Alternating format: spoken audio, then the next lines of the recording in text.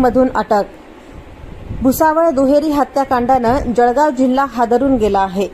बुधवारी रात्री भाजपाचे माजी नगरसेवक संतोष बारसे आणि त्यांचा मित्र सामाजिक कार्यकर्ते सुनील राखुंडे यांच्यावर अंधाधुंदपणे गोळ्या झाडून दोघांची हत्या करण्यात आली होती. याबाबत सविस्तर वृत्तांत असा की या प्रकरणी महत्त्वाची बातमी समोर आली आहे. मुख्य आरोपीला नाशिकमधून अटक करण्यात आली आहे.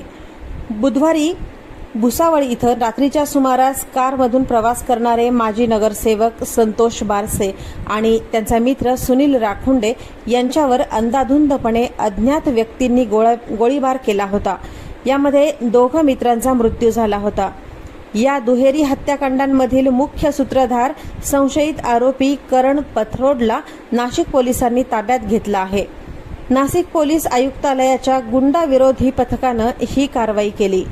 भुसावळ शहरातील मरीमाता मंदिराजवळ दबा धरून बसलेल्या हल्लेखोरांनी मोटारीत बसलेल्या बारसे तसेच राखुंडे यांच्यावर गोळ्या झाडल्या होत्या.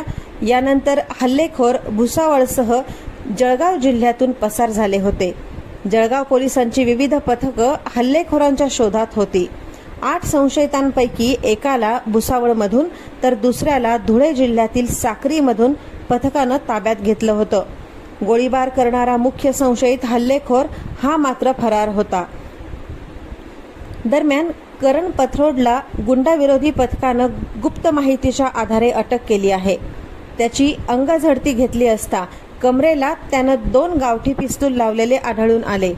तसंच त्याच्या ताब्यातून 5 जिवंत काडतुसं सुद्धा पोलिसांनी जप्त केली आहेत. अटकेनंतर त्याच्याकडून 2 गावठी कट्टे, मॅगझिन